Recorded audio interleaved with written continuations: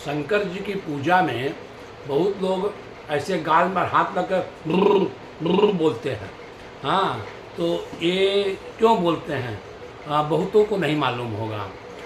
Actually Shankar ji के ससुर जी थे दक्ष, हाँ, प्रजापति, और सती जी के पिताजी। तो जब यज्ञ किए उसमें शंकर जी को बुलाए नहीं। शंकर जी का माने उनसे विरोधाभास था। तो वो एक अलग कथा है कि क्यों विरोधाभास था। तो शंकर जी को नहीं बुलाए तो सती जी जब यज्ञ में गई और शंकर जी का भाग नहीं देखी, भाग मतलब उनके बैठने का स्थान, उनके भोजन की व्यवस्था या उनका मान सम्मान, वहाँ पर कोई उनका नाम माने उनको एकदम नेग्लेक्ट किया गया था। तो इसलिए जो है सती जी क्रोधित होकर के आत्मदाह करके दक्ष जी के यज्ञ में ही जल मरी। तो जब शंकर जी के गण जो है आए और यज्ञ विध्वंस किए, तब इसके बाद में शंकर जी आकर के जो है उनका गर्दन काट लेते हैं, दक्ष जी का गर्दन काटते हैं। तो जब गर्दन कट जाती है तो यज्ञ विध्वंस हो गया। इसके बाद में जो है सब शंकर जी को प्रसन्न किए और फिर बोले कि ये जो दक्ष जी है इनको जीवित कीजिए।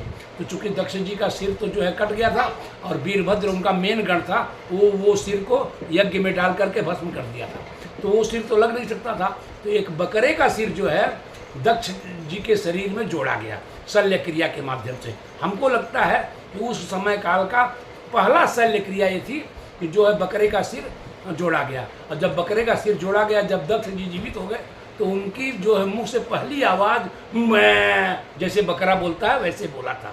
तो उसको देख करके शंकर जी हंस दिए, मुस्करा दिए, मैंने उनका सब क्रोध शांत हो गया था मुस्कुरान।